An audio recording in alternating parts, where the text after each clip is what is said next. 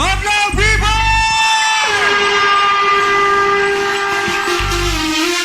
Go, John!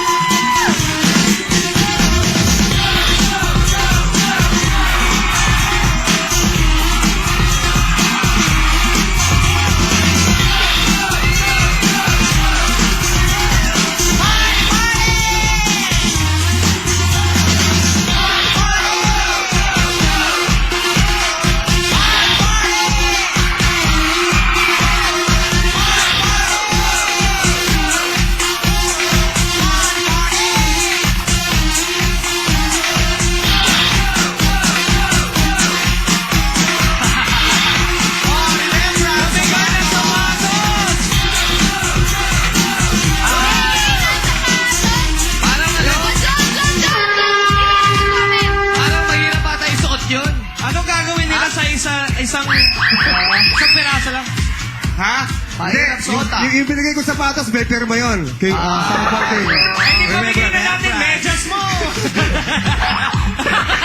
Pwede yung offer yan, ha? Paghiraman kayo pag ano. Wag naman, ito na nga lang suot ko pa uwi. Ganda ng paa ni John. Ang linis.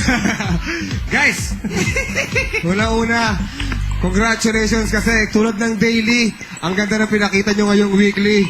Nandun yung presence sa stage, nandun yung energy, yung props, lahat. And unang-una, naggawa kayo ng bagong routine. Gustong-gusto kayo. Yun yung sinasabi ko na dapat weekly, meron kayo pinapakitang bago. Handa dapat. Correct. Yes. Congrats guys. At dahil dyan, ito ang score ko. Okay. Lagyan niyo na lang Sige, sa habang camera. umakit, kapakinggan lang natin. Ngayon naman tignan natin ano masasabi ni Jurado Colleen Garcia. Morning, Madlang people!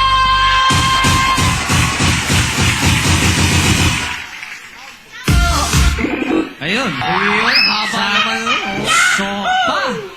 Sok pa yun. Nawasak pala yung pants dito si John. Sige, Colleen, mag-comment ka na. Okay, gusto ko sabihin na ibang klase talaga ang performance nyo mula nung day one na nag-present kayo. And you made your presence felt and your intensity was felt by the whole room. Kasi napuno yung buong room ng intensity nyo. And yung costumes and props nyo, kakaiba talaga. Kaya itong score nyo. Kay Vice, ganda. Gusto ko sabihin sa inyo na ang ganda... Ay, Hindi, Entablado Dance Company. I love it, you! Alam nyo, hindi, magaling kayo nung nakaraang nanalo kayo, pero hindi ako ganun ka-impress sa inyo nung Tuesday. Pero ngayon, sobrang na-impress ako. Iba yung dating, ang lakas ang dating nyo. Oo, pang walang yaan. Alam nyo yung sabi, mananalo kami yung araw na to. Ganon. Nakatitig akong ganun sa inyo. Tapos pagkatapos yung sumayaw, nung huminto yung tugtog, sabay kami nagkagano na kami ni Jong. Tapos sabi namin, ang galing, no? Bongga.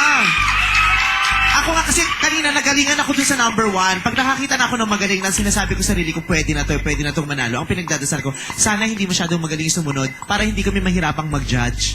Kaya na kayo, nakikipagsabayan kayo dun sa nauna, hindi kayo nagpahuli. Kaya mahirap na naman, nakakaloka. Tapos yung dating nyo parang nakakatakot, parang talagang punong-puno kayo ng ng galit, na parang, nako, Diyos ko. Kaya galit na galit. Gigil ka, ha? Oo, gigil. Kaya ito, deserve nyo to. Wow! Sila ng kamay.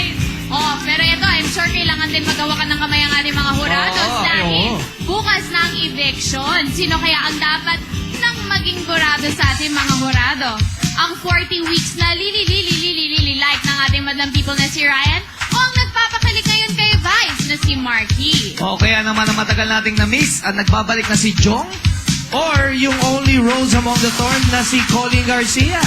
Eto na ang update sa nagaganap na botohan. Ang nakakuha ng at least 25% votes, kaya dapat ang kabahan ay... Dalawa! Ayan, meron na silang 40.10% at 28.47% Uy, vote. kayo mahabol pa. Ayan, ang 21.37%. Oo. Pero hanggang bukas na lang ang botohan, kaya mga ka-showtime, tandaan nyo na ang iboboto nyo ay ang hurado na gusto nyong maging burado. Kaya good luck sa inyo, hurados! Kaya ituloy na natin labanan. Jukes and Daddy, pakilala yung susunod! Pasok! Thank you. Bago yan, happy birthday muna to Rex Maliwanag of